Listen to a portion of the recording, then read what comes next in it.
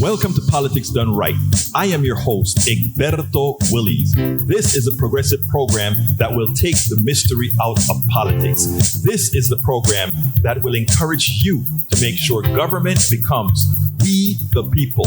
Whether you are liberal, progressive, conservative, or otherwise, you get to air your point of view. We are an independent media outlet that, unlike mainstream media beholden to corporations, we only owe allegiance to you. Remember, you can also send me a tweet at EGBERTOWILLIES. That is at Egberto Willies. Let us engage. It is Politics Done Right. Welcome to Politics Done Right. From the studios of KPFT 90.1 FM Houston, your community radio station, we have a great program for you today. Antonio Ciaccia, he's going to be in the house. You know what he's going to be talking about? Drug pricing and the ripoff. But there's a hell of a lot we're covering on the program today, so stick around, a lot of stories, etc. But I want to put out a call out. We're going to be doing some important work here. We want to bring environmental stories. We want to make sure that the problems within our environmental system, the problems that you see out there, we want it reported. We want to know about it. So if you have any subject on the environment or any other subject, not necessarily the environment, please contact us at info@politicsdoneright.com. You can get Politics Done Right Mondays through Fridays on Facebook Live at facebook.com/politicsdoneright, on YouTube Live at politicsdoneright.com/YouTube. Please do not forget to follow me on Twitter for updates. My handle is at Egberto Willies, at EGBERTOWILLIES. Before you get started, please remember to keep your community radio station in your minds, KPFT in your minds. Talk about it. Tell your friends about it. Tell them you know about this station in town, 90.1 FM Houston, that needs your support, that is there to provide that nourishment that we need. 713-526-5738. KPFT.org. Visit us online. Contribute online. KPFT 90.1 FM. You can visit us at kpft.org. Folks, you know what time it is. Let's get busy. This is how Democrats should talk about Build Back Better. In 2016, 55.6% of Montana voters voted for Donald Trump for president and then watched for 4 years as he repeatedly scheduled the infrastructure week that never came. Donald Trump never introduced an infrastructure bill. Donald Trump never got a vote in any congressional committee or in the House or in the Senate on infrastructure. And when he ran for re-election, Donald Trump got even more votes in Montana, 56.9% of the vote. Today, on NBC Montana Today, the state's Democratic Senator John Tester told the voters who voted against Joe Biden what they will be getting in the bipartisan Biden infrastructure bill that the president signed into law last week. It deals with infrastructure like roads and bridges and water systems and electrical transmission and broadband. It's a big bill. It's the biggest investment in infrastructure ever in this country. And it's going to do some great things for Montana. It's going to help us push our economy forward and reduce the cost of doing business. So it's a very good bill. It was I helped negotiate it over 8 months, and it's good to see it get signed into law. Now we'll be looking forward to the projects when they hit the ground here in Montana. Now, that is a senator in a red state that voted overwhelmingly for Donald Trump, not at all scared to come out and said, I helped this bill that's going to help us all. And he's already come out and stated with the Build Back Better bill that he also is in support of those provisions, including those that have things like family leave, etc. He knows that that is what people want. And if he can explain it in his place, he would. Recently, I've been talking a whole lot about the media misleading. And when you catch it in real time, in other words, we've showed Stephanie Rule correcting the media she's a part of. We've saw the president correcting the media where after the fact where, they're not empty shelves that he's talking about. But when it is done in real time, it is even sweeter. It is sweeter. I want you to see what this pollster, this person did to Chuck Todd as he tried to spin a false narrative. I want you to listen in detail. The guy was very magnanimous in the way he did it, but he didn't let the false narrative from Chuck Todd go unanswered. Check this out. We'll take it on the other side. At the beginning of this survey, 21 years ago, George W. Bush won as many young voters as Al Gore. Right? The overall take I have on this poll is voters under 30 don't look like they have a lot of reasons to show up to the polls right now. Is that what you see? Actually, thankfully not. They've got more reasons to show up to polls than ever. And we saw that, as I said, turnout in 2018 for midterm was a record high, and we're tracking actually the same number at this stage of this midterm election. So the depression isn't impacting. Sometimes you worry about that. The depression could impact the interest in the election, or people just sort of giving up hope. Forget it. It doesn't matter. It could, but I think that's what previous generations did, Chuck. It was, frankly, the movement around Parkland and that depression and fear that turned into fight and made them stronger. And there was actually a correlation in our 2018 polling. The more depressed you were, the more likely you were to vote in those midterms. So I'm an optimist by journalist. Spent so much time around young people. I have to be, but I still think that we are on track for a significant turnout. But listen, we can't take it for granted. We cannot take it for granted. Right. We need to find ways to kind of communicate with them. But this is, to me, the canary in the coal mine here. And that, I think, was the most important point. Now, you see, the guy came back very well. Oh, no. They actually have a lot more to participate. And that's what they're feeling right now. And by the way, Chuck, back in 2018, the more depressed they were, the more they came to vote because they know they needed to cure their depression, Chuck. No, Chuck, we're not going to allow you to set the narrative of the corporate structure that fears the millennials, that fears that this big group that understands they've been pilfered for all these years, that understand that the parasites can no longer be parasitic, or we will no longer allow the parasites to be parasitic. No, Chuck. We're not going to allow you to somehow depress them into not voting. In fact, Chuck, the more they're depressed, the more they will come out to vote because they want the antidote to that depression. You see what I'm saying? Caught in real time, trying to change the real narrative. Just like they did with the empty shelves, just like they did with the price of gasoline. It's coming down. It's not reported. The shelves are filled. It's not reported. But if they're empty, it's blasted all over. But if the gas prices goes up, it's all over. Let's understand the concept. Let's make sure independent media is what we actually work for, folks, because that is what happens when you allow the corporate media's only voice to be the voice. Listen to Joe Biden handle the media at the same time that he defends his Build Back Better. Check this out. Mr. President, thank you so much for having me here today. I'm so honored to be here to talk about an issue that is deeply personal to me, addressing the high cost of insulin and to tell my story. Imagine every day having to ask questions like, should I pay my rent? Or should I risk death by foregoing my medication? Should I buy groceries or my insulin and other necessary supplies related to diabetes? I had to make this choice relentlessly without relief every day.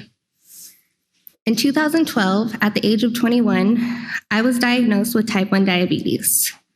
Due to unforeseen circumstances, there came a time where I could no longer afford my insulin.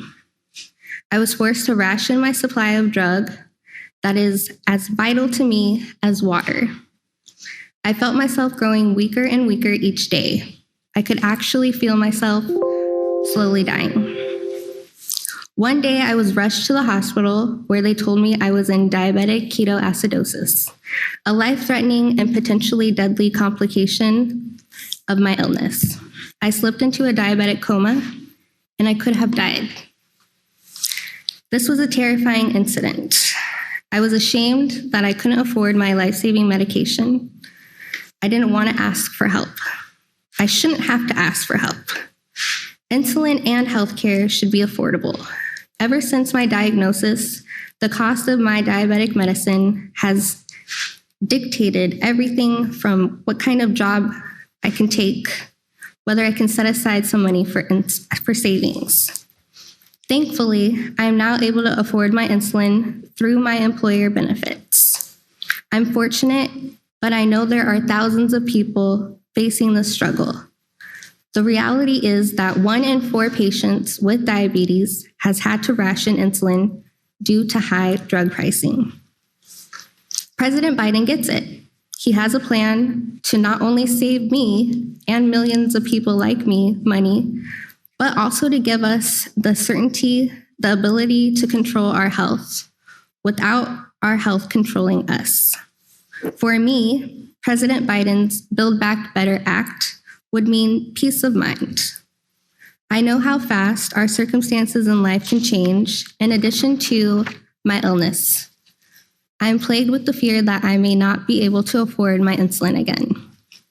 I want to see a future where young people like me don't have our lives revolve around our prescription drugs, and we don't have to make career and life choices around insurance benefits. That's why I'm so grateful for President Biden's leadership on tackling the high cost of prescription drugs, particularly insulin. And now, it's my honor to introduce my new friend, President Joe Biden. Aisha, thank you very much. Your story is important and for everyone to hear. And thank God you're with us today.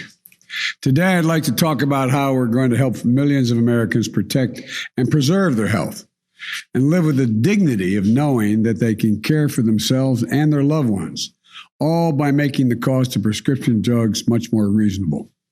At the outset, I want to be clear. We acknowledge the groundbreaking, life-saving work that many pharmaceutical companies are doing. Look no further than the vaccines and the treatments they're manufacturing and delivering that are helping fight this pandemic. Our miraculous therapies have, in some cases, turned diseases that were once considered death sentences into treatable conditions. But we can make a distinction between developing those breakthroughs and jacking up prices on a range of medicines which have been on the market for years without making a substantive or substantive change in the medication itself, the medicine itself. Here in America, it will not surprise you to know that we pay the highest prescription drug prices of any developed nation in the world. Let me say that again. We pay the highest prescription drug prices of any developed nation in the world. That may surprise you. What may surprise you is we pay about 2 to 3 times what other countries pay for the same drug. An example, one anti-cancer drug costs $14,000 in the United States. That same exact drug by the same manufacturer costs $6,000 in France. Today, 1 in 4 Americans who take prescription drugs struggle to afford them. Nearly 30% of these patients have skipped doses of essential drugs that they have to take. Others have simply not fulfilled the prescription, tried to use over-the-counter drug and cut pills in half, or because they can't afford the cost of the prescription. You know, even if you think this doesn't affect you, it does. Everyone has less money in their pockets because high drug costs make health insurance more expensive for everyone. There aren't a lot of things that almost every American can agree on. But I think it's safe to say that all of us, whatever our background, our age, where we live, we can agree that prescription drugs are outrageously expensive in this country. It doesn't need to be that way. Under my Build Back Better bill, there will be, which is passed the House of Representatives, it won't be the same way. One of the most egregious examples of what's happening with drug prices regarding the treatment of diabetes and the cost of insulin a drug that people with type 1 diabetes need to take throughout their lives to control their diabetes and stay alive. It's almost exactly 100 years ago that a 14-year-old boy in Canada, dying of diabetes, became the first person to receive an injection of insulin. Today, one bottle of this life-saving liquid costs less than $10 to manufacture. But in certain types of insulin, prices increased by 15% or more each year for the past decade. Depending on the nature of someone's type 1 diabetes, the average sticker price for a month's supply of insulin is about $375. But some people, it can be as high as $1,000 a month because they need to take more. I just met with two lovely women we see in front of me today here. And Sarah Skipper was diagnosed with type 1 diabetes at age 5. She has a sister, Shelby, who was diagnosed at age 8. She told me that affording insulin has been the challenge of her and her family's entire life. Sometimes she and her sister ration doses. In 2018, Sarah was no longer covered by her parents' policy. Although she was working 2 jobs, she hadn't met her health care plan's deductible, and insulin was about $1,000 a month supply for her. So she started sharing her sister's insulin from the same vial. At one point, because Shelby thought Sarah had taken her dose, that Shelby cut a dose in half because the bottle was sitting there and it would look like it was half empty. Is that correct? And at that time, she thought, well, I guess what? I guess she hadn't taken it yet. Shelby had been hospitalized as a consequence for 4 days, working 2 jobs, sharing insulin from the same vial in America. Shame on us as a nation. We can't do better than this. Sarah's about to start a new job and doesn't yet know what the insulin will cost. Sarah said, this is a quote, I wish I could make a decision that didn't include diabetes. She shouldn't have to ask such a question. You know, I think about what just happened with Aisha, who's diagnosed with diabetes 3 days before her 21st birthday, having to choose between rent and groceries and medication. Quote, relentlessly, without relief every day was your quote to me. Having to ration her supply and feeling herself, as she says, slowly dying, she ended up in a coma.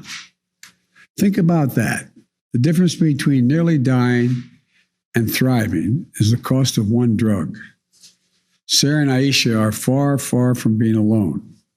It's estimated that 34 million Americans, 10% of the population, have diabetes, including more than 1.5 million who have type 1 diabetes, requiring daily doses of insulin in varying quantities.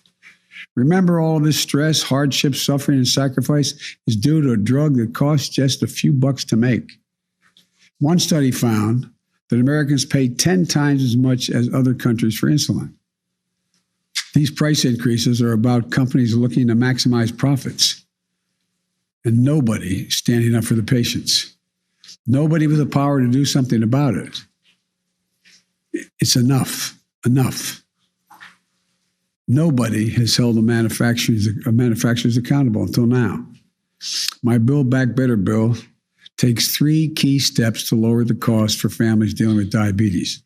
First, we're going to cap cost sharing for insulin at $35 per month. That means you can't get charged more than $35 at a pharmacy counter for your insulin. That's across the board. Whether you get health insurance through your private policy, the Affordable Care Act marketplace, or through Medicaid, nobody is going to pay more than $35 for each month for insulin. Second, for people who don't have health insurance, we're helping you get insurance.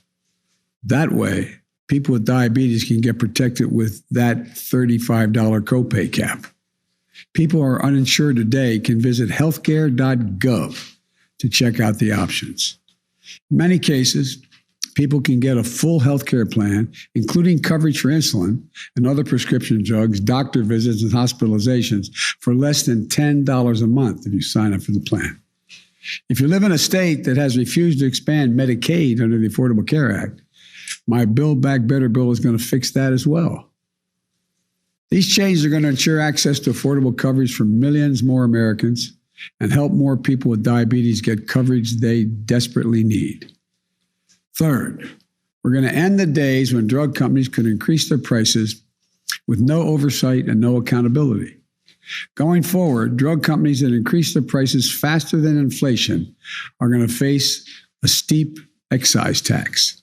In other words, if we're saying to drug companies, if you're finally doing it because to be accountable, when your prices to the American people go up, you're going to be accountable.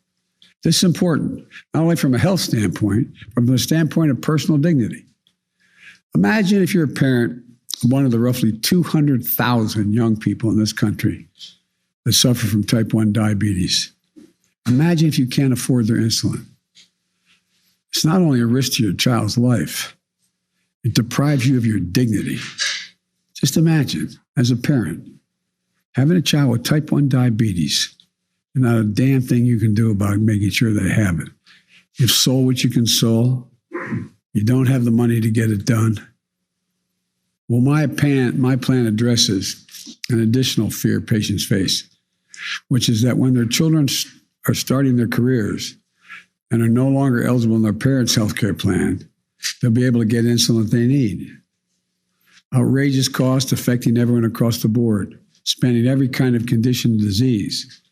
I remember what it was like when my mom, when she got older and moved in with us.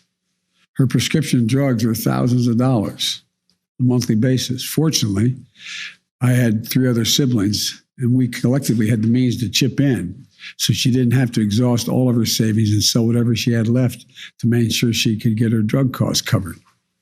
So I'm committed to using every tool I have to lower prescription drug costs for Americans, consistent with the drug companies getting a fair return on their investment.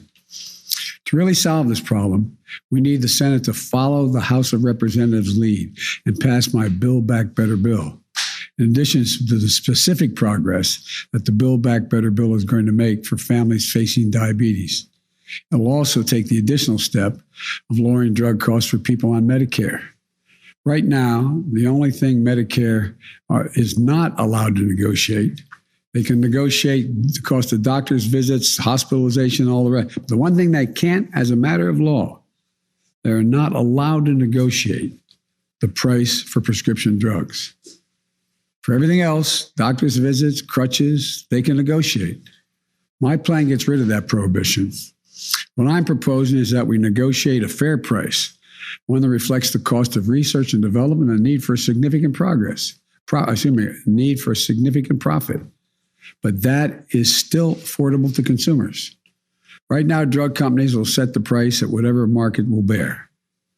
My plan also caps the amount that seniors on Medicare have to spend on prescription drugs each year to no more than $2,000 per year, with Medicaid and drug companies picking up the rest of the cost. And again, our plan says that any drug company can only raise prices based on the rate of inflation and caps insulin cost sharing at $35 a month. So let me close with this.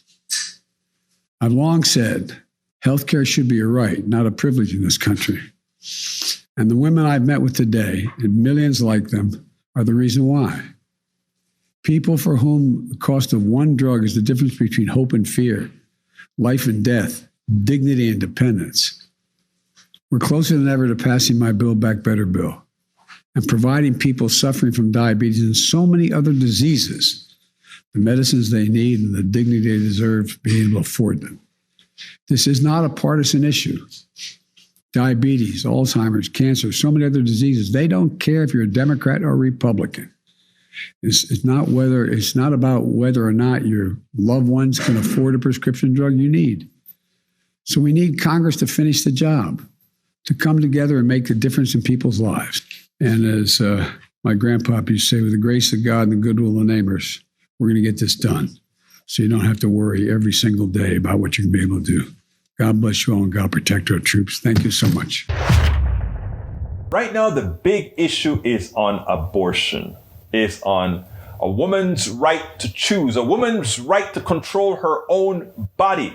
We can talk and talk and talk and talk. But Lawrence O'Donnell said something that I didn't quite know yesterday. We got a very conservative Supreme Court, and the people who are going to be screwed the most by this conservative court are people in red states. The people who claim they wanted that Supreme Court are the ones that are going to pay the price, the results of having that conservative Supreme Court. Check this out. The Republican side of the argument in the Supreme Court did not use the word liberty. The opponents of abortion on the Supreme Court today argued that because the word abortion is not mentioned in the Constitution, the Supreme Court should have no role in establishing abortion laws. That should be left entirely to the states. To be clear, you're not arguing that the court somehow has the authority to itself prohibit abortion, or that this court has the authority to order the states to prohibit abortion, as I understand it, correct? Correct, Your Honor. As I understand it, you're arguing that the Constitution's silent and therefore neutral on the question of abortion. In other words, that the Constitution's neither pro-life nor pro-choice on the question of abortion, but leaves the issue for the people of the states or perhaps Congress to resolve in the democratic process. Is that accurate? Right. That provoked Senator Elizabeth Warren today to say that Congress should pass a law establishing the principles of Roe versus Wade as the law of the land in statute. Senator Warren, a former Harvard Law professor, will join us in our discussion of this case tonight. If any combination of the 3 Supreme Court justices appointed by the 2 Presidents Bush and the 3 Supreme Court justices appointed by Donald Trump decide to overturn Roe versus Wade and make each state the final authority on abortion law, nothing will actually change for most women in America, because the populations of the states that will not restrict abortion in any way are significantly larger than the populations of the states that might restrict or ban access to abortion. At this point in our history, Roe versus Wade is simply protecting the women in very Republican states, protecting their liberty. And in truth, Roe versus Wade is really only protecting the women in those states who cannot afford to travel to New York or California or Illinois or one of the many other states that will always safely and responsibly provide abortion services. No one rich in Mississippi will be affected by any change in this law. No Republican woman, rich woman in Mississippi, not one Republican rich daughter in Mississippi would ever be affected by the change in the law that the state of Mississippi is asking the court to approve. It would just be economically disadvantaged women in Mississippi who would then find themselves struggling to somehow come up with the money to be able to travel to another state in the pursuit of liberty. Justice Sonia Sotomayor made the point about how many Supreme Court justices, including Republican-appointed Supreme Court justices, have supported Roe versus Wade over decades, and what it will mean if the current Republican Supreme Court justices decide to overturn it. The right of a woman to choose, the right to control her own body, has been clearly set for since Casey and never challenged. You want us to reject that line of viability and adopt something different. 15 justices over 50 years have, or I should say 30 since Casey, have reaffirmed that basic viability line. 4 have said no, 2 of them members of this court, but 15 justices have said yes, of varying political backgrounds. Now, the sponsors of this bill, the House bill in Mississippi, said we're doing it because we have new justices.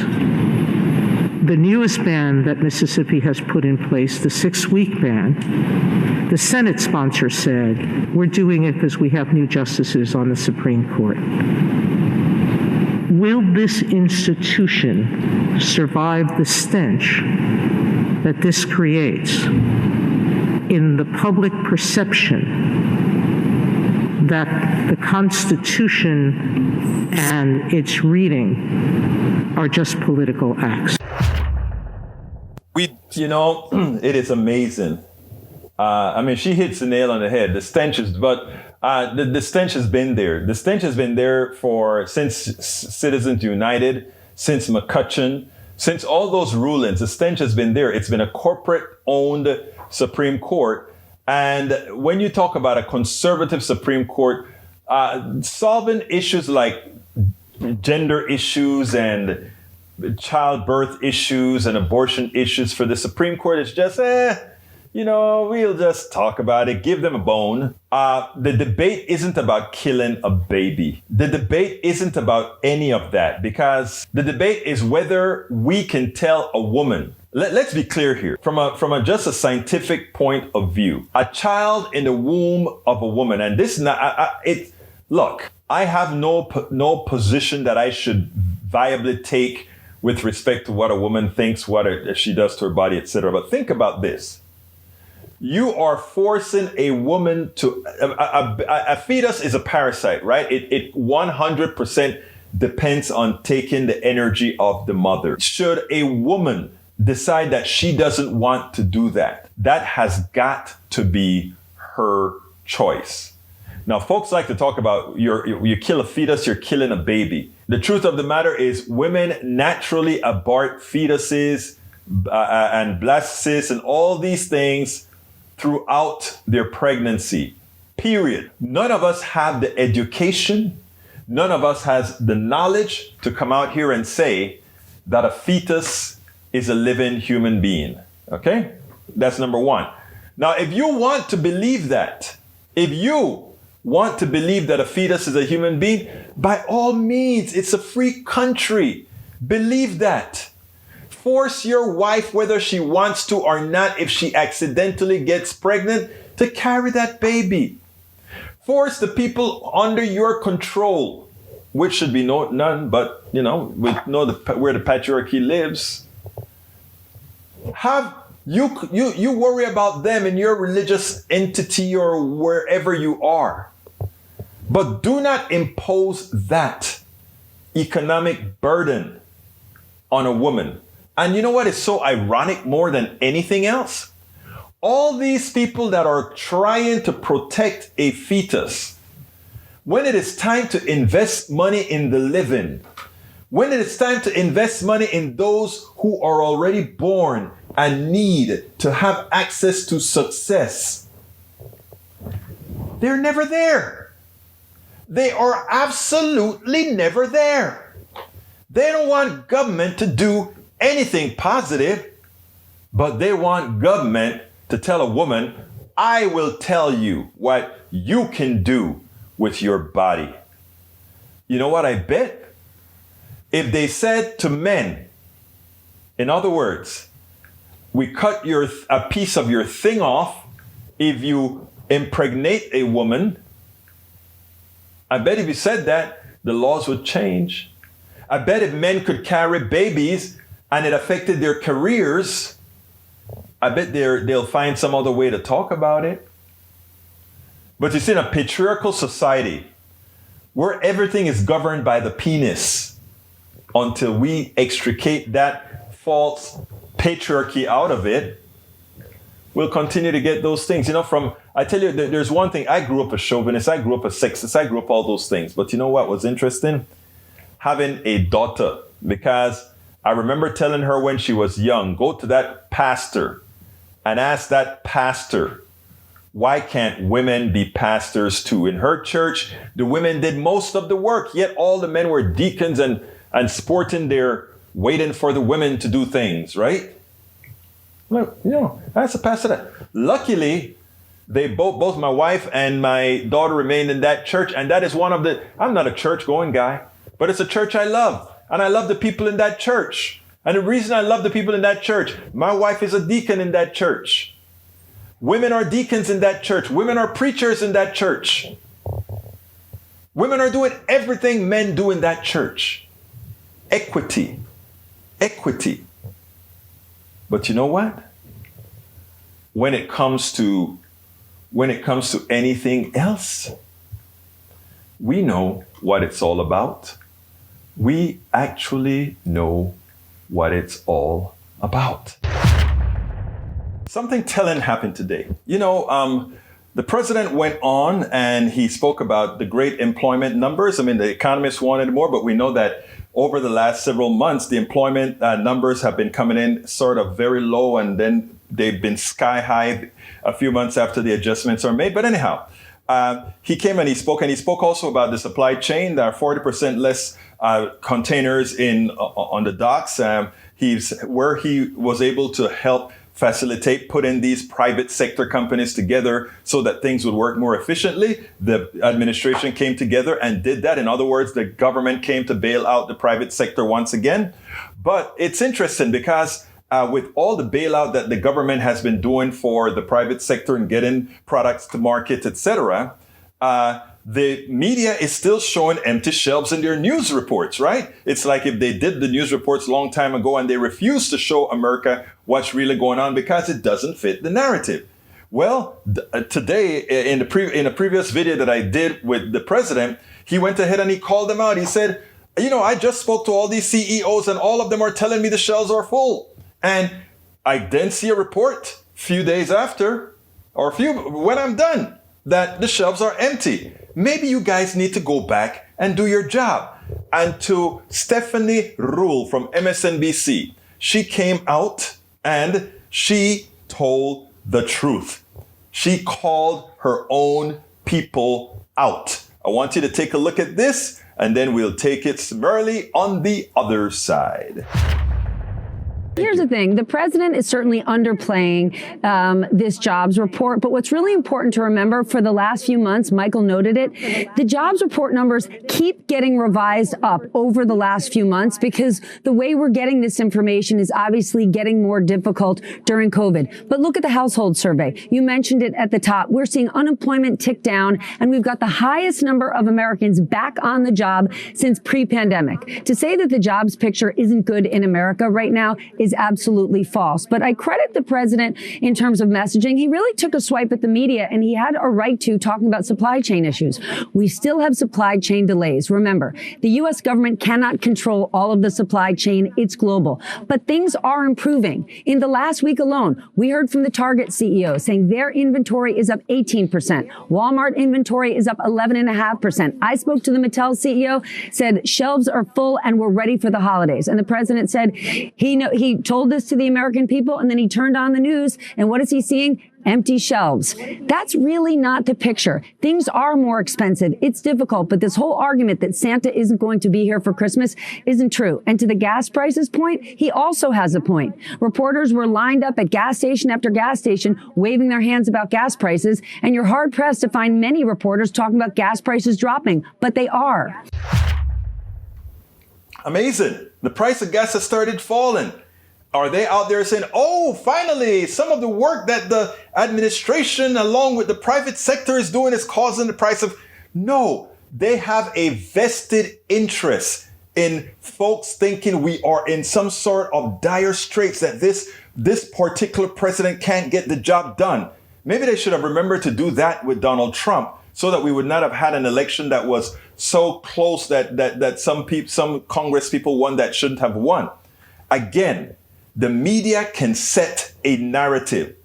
If the media sets a bad, a false, a misleading narrative, Americans make the wrong choices. And that is the reason why we need independent media not tied to the corporate structure. Because the corporations have a vested interest in a president that would otherwise be popular based on the policies he supports. They don't want that because they want those policies attenuated, because they know what those policies mean. Less humongous, very evil type profits that they can no longer get if they have to pay their fair share, if they can no longer be the parasites to the average American citizen that many of them are.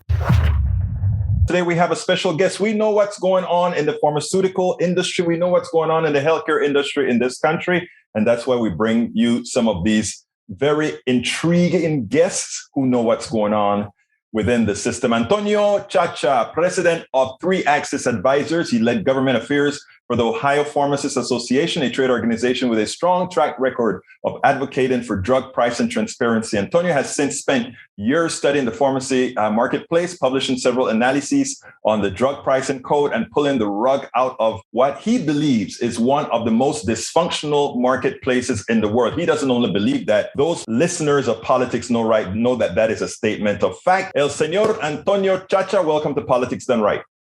Hey, great to be with you today. Look, first of all, thank you for being here. We have a whole lot to talk about in a fixed amount of time. So let's go ahead and get busy on this. You were part of a new report, the PBM Accountability Project, that shed quite a bit of light on issues related to the drug industry. Tell me first about what's the genesis of that particular study? So as we know in the prescription drug world, things are really expensive and they're very complex. And to boil it down, drug makers are for-profit companies. They would love to charge as much as they could get away with. They sell drugs to drug wholesalers who would love to charge as much as the market would allow them to get away with. And they sell to pharmacies who ultimately have the interest in doing the exact same. The question then is, who's working on our behalf as consumers? And there are companies known as pharmacy benefit managers, or PBMs, that act as the middleman between the employer, the plan sponsor, or the health insurer, ultimately working on our behalf to negotiate discounts off of the members of the drug supply chain. However, our research has shown, and not just our research, but more and more research done by others, is showing that PBMs who were once hired to make things cheaper have actually over time started making more and more money to the point where they're actually larger than the drug makers and pharmacies themselves at this point. I want to stop you right there because I want to come with a very important question. Are PBMs private companies, for-profit companies? What are they? Yes, pharmacy benefit managers are for-profit. The largest ones are publicly traded and all reside on the Fortune 15 list. Stop, please. We're talking about some of the largest companies in the world. Thank you. Now, whose idea was it to believe that having a private company as an intermediary between the pharmacist who tries to maximize profits and the drug the drug companies who want to maximize profit and pharmacists who themselves are for profit, that somehow that wasn't just going to be an additional cost? Whose great idea was that? I think it's an idea that evolved over time because let's be fair. PBMs were architected to truly do something that they needed to do, which was make sure that they were finding balance between what an acceptable price on a pharmaceutical was, and then to also just facilitate something as simple as processing the claim itself. But over time, they realized that, hey, there's a lot of opportunity here to buy something at a very cheap price and sell it at a very high price without the end payer having enough sophistication to know that perhaps there's any grand amount of delta growing in the middle. And so really it's something that evolved rather than was somebody's harebrained idea in the first place.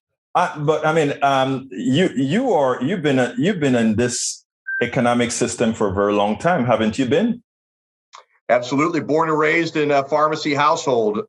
It's a mess. But again, my question to you is, I have to repeat it because I think the answer is so simple. Why would anybody have believed that somehow that concept would have been successful? I think it's a very fair question. I think it's an existential question for the PBM industry as a whole. There are some things that can be done to at least try and calibrate their for-profit nature, right? There are things like fiduciary obligations that a lot of companies have that require them to act in the best interest of their clients or their patients in this regard. But none of those requirements exist, which means that PBMs today are free to do as they please. And as we've shown, they do as they please at great expense to consumers, not all the time, but often. Let me ask you again, do we need them?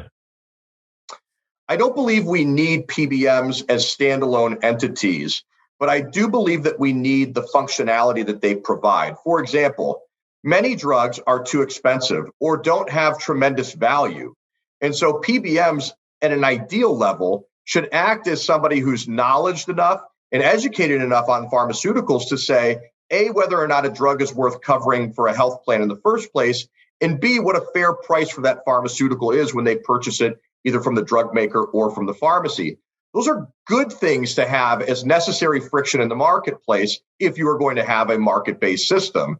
And so then the question then is when do their incentives run awry to the point where they start compromising that necessary friction and instead pouring more gasoline on the fire that they were hired to control in the first place? Now, I may be lost completely because I am still, I've asked you twice already, and I know you're answering it properly within the context of what exists today. What I'm trying to gather in when we're talking about these particular issues and fixing these particular issues, whether we need to go to the core of these issues, do we need them? You gave an answer that I think is a very good answer. In other words, we have to determine if, what's a good price point for a product. In healthcare, I don't know what the good price point of a product is because, again, most of these darn products were developed by the taxpayers in the first place. Initially, the initial research, the initial thing that said this may be viable, wasn't the drug companies saying, let's do these experiments on faith. It was universities and research labs by the NIH that are doing these things. You gave a statement of what the market will bear. What does having what the market will bear have anything to do with what drug prices should be? I think it's a very fair question, right? At the end of the day, in the U.S. system, we're very unique in this regard.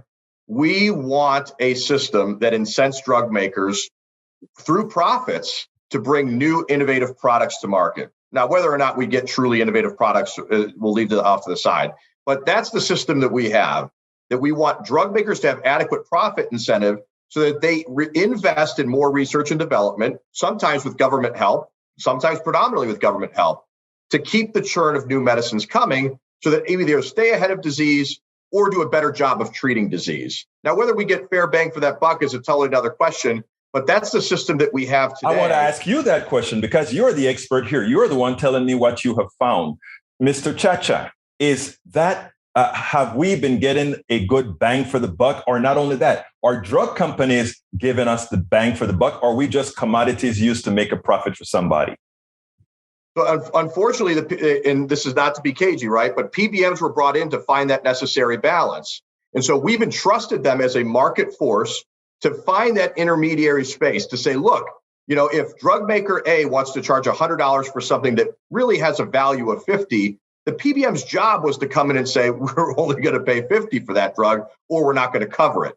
Instead, what the PBM has done is they said, look, we're happy to cover your drug as long as you, drug maker, give us a big rebate in exchange for covering it in the first place. So what you have is, look, we could argue whether or not a market-based system will ever give us what we deserve, all right, as consumers. But if we are going to have a market-based system, then you need that sort of accountability that a PBM or something else could provide. Unfortunately, that we don't have that today. They've been compromised. And so we're stuck with a system that is just in an autopilot off of a cliff. Why I wanted you on this show is because that report intrigued me. Okay, I didn't read the report, I'll be honest. I read the synopsis of the report, but it justifies or it qualifies everything that we talk about on Politics Done Right. But you're the one who did the research. You're the one who found the truth. You're the one who came up with the same conclusions that somebody like a political activist like myself would always known. Now, my question to you as a person who has done the research, shouldn't we really do away with the way our drugs are partitioned within our system altogether, and look at it at a more a less for-profit based system and one that actually values humanity a bit more? So I think that there are, and I'm not an economist. I study drug prices. I am a nerd, and I think that there are competing opinions on what let's say a government-run drug distribution system would incent from an innovation perspective. Whether we like it or not, a tremendous amount of the research and innovation in the pharmaceutical world comes from American investment, okay?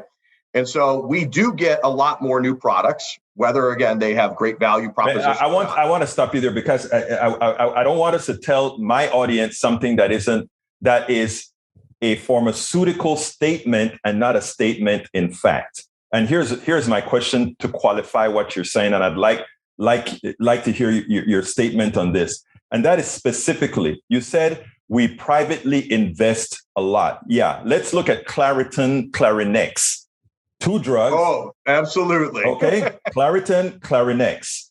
That was a large investment. Our pharmaceutical companies spend a lot more on marketing than they do on research and development. And a lot of research and development come by way of NIH type grants, whether immediately obvious or somewhat obvious when the pharmaceuticals investment is purchasing a professor at a university.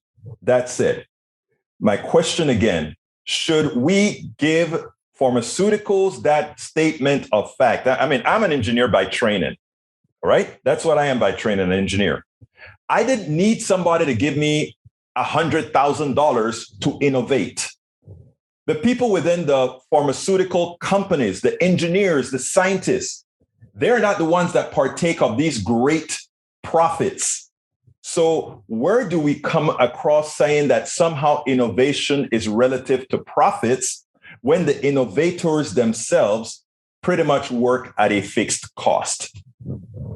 I think that's a fair question. I have to concede I'm out of my lane because I'm not an economist. I don't understand what that lack of incentive would do to the drip of innovation. Incentive for whom? Incentive for whom? For the drug makers themselves, because they're not the ones that invent, right? The ones that invent are not the money guys. I don't know enough about the research side of things, right? Okay. So the actual researchers, fair enough. I don't know what drives anything. Fair enough. Great. But again, I think your research on the paper that you did was conclusive, important. And not only that, I think it is something that we need to get out there. Tell us a little bit about your company, because I was intrigued by what you do. So I study drug prices every day. It's probably why I'm not good at studying markets. But we look at what's happening in the marketplace, how prices change day to day. What happens when a drug goes from brand to generic? What happens when more generic manufacturers enter? And what happens to price when competition hits that generic marketplace? So one of the things, and the whole reason we got into this was in my home state of Ohio, we ran into a problem when I was working with the Pharmacists Association there. The pharmacists were complaining they weren't getting paid enough on prescriptions. Now, whether they were right or wrong, I went back to state officials and said, hey, you got these big cuts happening at the pharmacy level. PBMs are paying pharmacies less and less for the drugs. Did I miss something? Are you saving a bunch of money now? And they said, no, we're spending more on pharmaceuticals than we ever have. So to me, that disconnect didn't make any sense. How could you cut pharmacy providers and then not see the savings on the other end? Well, we ended up looking at CMS publicly available data to see what the state of Ohio with Medicaid was being charged on every single prescription drug on a quarter by quarter basis. And what we found was that over time, there was a growing gap between what pharmacies were paid and what the state was being charged. PBMs were taking advantage of the opportunity to slap hidden markups over top of those medications and not disclosing them back to state officials. When state officials finally opened the books, they found that $244 million in what we call spread pricing was being layered on the top. Now, again, without having a tremendous sophistication on drug pricing at the time, that was beyond me because everybody complains about drug prices, but how could the payers of healthcare, a state Medicaid program, not know about $244 million of just hidden markups, which taught me that we all complain about drug prices, but we have a very small understanding of how the sausage is made. And so we started doing what we do to expose what that sausage making process looks like. Mr. Ciaccia, let me just tell you, you are a very important, your research is a very important portion of this entire medical fraud that we have in this country. Now, I know you don't refer to it that way. You refer to it simply on mathematical and technical basis. And I think that is important to solve an interim problem. I think the problem is a lot deeper, and hope that studies like what you have done and studies by others will prove in my humble opinion, the fraud that not only our pharmaceutical system, but our entire medical system is compared to the rest of the world. It has nothing to do with innovation. Scientists and engineers like myself, we don't require the kind of funding or the kind of money and profit that's in the system. We never see it, in fact. We never do. But I want to thank you first of all, for what you do. Secondly, for coming here on Politics Done Right to expose it. But I always have a last question for everybody, and it's a free-for-all, free to say whatever the hell you want to say. What would you have liked me to ask you that I didn't? I thought you asked really good questions, to be honest with you. What I would preach, though, is a greater sophistication on how drug pricing works. To your point, whether you think that this system needs a complete overhaul or you think we need an entirely different marketplace dynamic within healthcare, not just pharmaceuticals, to me, we deserve to know how our money is being spent on pharmaceuticals. You walk into a CVS pharmacy and buy an M&Ms, you're going to get a receipt that's 10 feet long. Yet when you buy drugs from the PBM that owns CVS pharmacy, they won't tell you how they spent the money. And that's true across the drug channel. It's a lot of money that we spend on pharmaceuticals in the United States. We deserve an itemized receipt so we could better understand how to better calibrate that marketplace, or in your instance, maybe make a decision to do away with it altogether. Antonio Ciaccia, president of Axis Advisors. It really was my pleasure to speak to you, and I learned a lot from speaking to you based on your research. So thank you so kindly for having been on Politics Done Right. Thank you. You can get Politics Done Right Mondays through Fridays on Facebook Live at facebook.com/politicsdoneright, on YouTube Live at politicsdoneright.com/YouTube. Please do not forget to follow me on Twitter for updates. My handle is at Egberto Willies, at EGBERTOWILLIES. Remember, send your requests at info@politicsdoneright.com. info@politicsdoneright.com. That's it, folks. My name is Egberto Willies. This is Politics Done Right, and you know how I end this baby. I am what? Out.